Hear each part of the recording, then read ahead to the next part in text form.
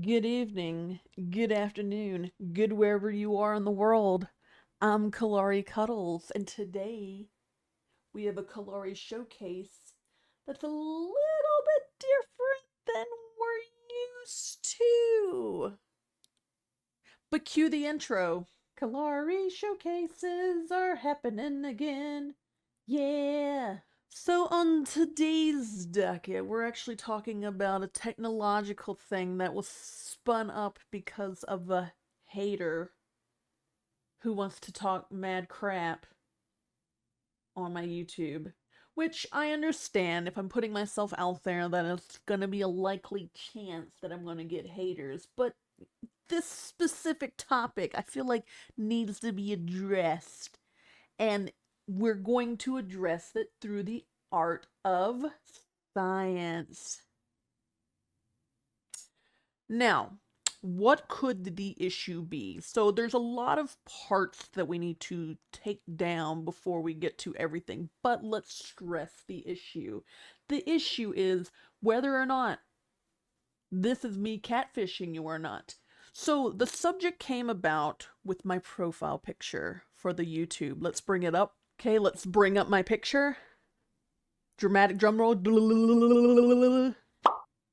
Ta-da! This picture right here. People said that this is not this, but I promise you that this is this. I promise you. I promise you. We will talk to you today, and by we I mean me, about the science of a selfie. So let's talk about it. First, to understand the selfie, one must understand various things. First off, ladies and young folks today, and well, it's not just exclusive to ladies, but in my generation, ladies were generally better at the selfie taking, as we were the, like, I don't want to say the inventors of it, but my generation did have cell phones come out, and we did start to, like, duck lip it up. So, there is that. But we're not talking about duck lips today. We are talking about the science of a selfie. So, to first understand how to make a good selfie, one must understand various parts of things. Now, to understand my background, I went to a high school that had a lot of artsy fartsy, kind of shartsy dartsy in it, okay? So I took a lot of class like drawing and painting and watercolor and photography and stage makeup and all this hoo-ha and woo-za, okay? And in that, I had to learn a lot of things about the structures of the face. You wouldn't be surprised at how much you can manipulate the face if you understand the structure of the face. So, in that, I also learned SFX makeup as well too in my background. So in that, to really do really good stage makeup for not only the stage, for video, for performance arts, if you, especially if you're out in the streets, because I did work at Universal Studios at one point, but we're not talking about that.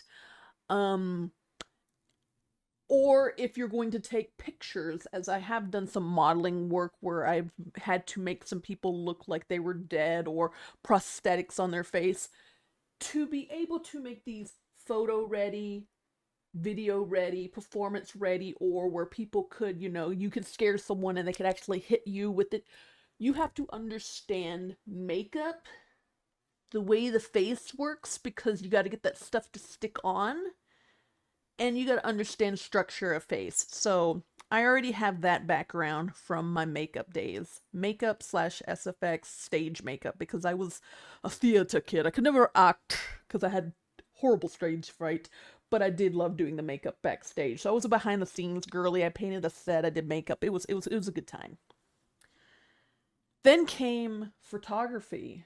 And photography, yes, you can just go take a picture and then you have a picture, but does that mean the composition is great? Is the lighting great? Is the angulars interesting? There's a whole nother issue. But there is where we will start with the science of a selfie. Let me go get my phone to explain. This, as you know, is a cell phone. Now, understanding phones versus professional cameras are totally different concepts. I'm not going to go into every detail about this versus a professional camera, but I'll break it down simple. Most phone cameras have a very wide lens, very wide stretch. That's why you can do those nice panorama views, you can record, and you can get a general really nice picture. The problem with a wide lens is it makes everything else look wide subject material. So if you don't understand angles or lighting or positioning, you can make someone look a lot heavier than they actually are, which is why generally face-on pictures don't look so great, as I will show in this example right here. Okay, as you can see in my picture here, I am looking straight on the camera. Now, straight on the camera, I don't look 100% bad. I don't want to sit there and say, oh my god, it's terrible. No, but you can see where I said that that wide camera makes things a little bit wider. So I'm aware that it makes this look a little more full than it is. I mean, you can see it does stick to the bone, so it's not as full as the picture shows. It makes this look full. It makes my jaw look a little fuller, which it is a little full, and it makes my forehead look a whole lot bigger than it is because shadows are catching the face more than the light is, as you are going to see in the next picture. Now, angles make things interesting. That's why if you ever watch professional photographers, they're generally not taking a picture straight on. They're like bending down, doing this, going up top, going down low without my face going out of frame. But ultimately, they're doing different angles because different angles make different things interesting, and it makes light catch the face in a different way, as you will see in the next picture. Let's bring that up. Now, the second picture, same lighting, same everything. I just tilt my head to the side a little bit, and now the light is catching my cheekbones, which instantly narrow my face.